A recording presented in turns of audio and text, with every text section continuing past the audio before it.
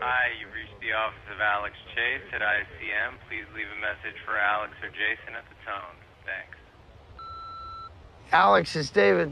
Call me back when you get this. I'm getting a little antsy. I think we should have heard by now. What did the executive say? Do you know anything? And why haven't I had a meeting yet? Call me back, I'd appreciate it.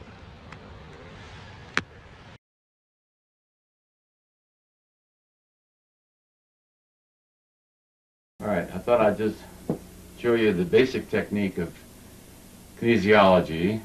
We're going to leave theory to a different section, and the various subjects we're going to cover section by section. But first is the basic technique itself. It's very, very simple. You ask the person to hold out their arm. I usually use 2 fingers. First, I want to know their relative strength. Resist. I always say resist. Resist. All right, now to make sure this is a suitable subject, I ask the person to picture someone they love. Close your eyes. Picture someone you love. Now resist. Okay. Now picture some horrible event in your life or somebody you don't love. Got it? Picture Adolf Hitler. Resist. All right.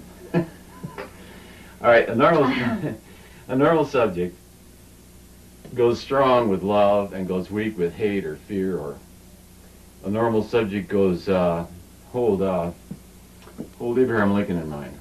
Resist. Okay. Hold Adolf Hitler in mind. Resist. All right, normal subject goes positive with positive stimuli and goes weak with negative stimuli. This is very, very important to first test the subject. There are 2.4% of the population will give you the opposite effect. And this is a whole subject in itself. These are people whose acupuncture system is totally blown out. Their thymus gland is totally blown out. Occasionally a normal person will give you a paradoxical response. The way you cure that was figured out by Dr. John Diamond. The paradoxical response, that is, something positive makes you go weak, is due to an underactivity of the thymus gland, the immune suppression. So if you get a normal person who's leading a normal life, who's not into criminality and negativity and heavy metal rock and drugs and stuff, and they give you a paradoxical response, you can use what Dr. Diamond called the thymic thump. You go, thymus gland is right here. It's the central organ of the immune system. So if a person who's normal gives you a paradoxical response, you smile, think of someone you love, and you thump over the thymus gland rhythmically 3 times. You go like this. Ha ha ha ha ha ha ha ha ha. Now when you retest the person, they will go normal. Except for 2.4% of the population, who won't go normal anyway.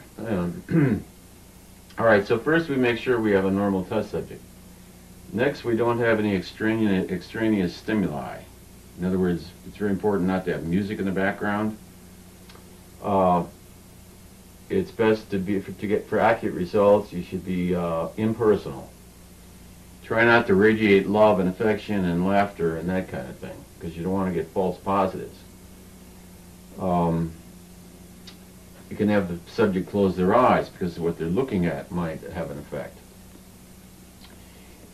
Like anything else, it just takes a little experimentation, whether you're learning archery, how to run a video camera, or what. It just takes a little experience. It's a very, very reliable technique, as we've said elsewhere in these tapes. It's been used by tens of thousands of practitioners for over 20 years, all around the globe, all kinds of physicians and neurologists and nutritionists, physicians of all kinds, chiropractors.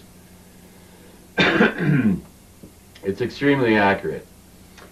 The only difference is the way it's been used up until the research I did was mainly for material things and strictly physical phenomena, and I merely took it on to different dimensions.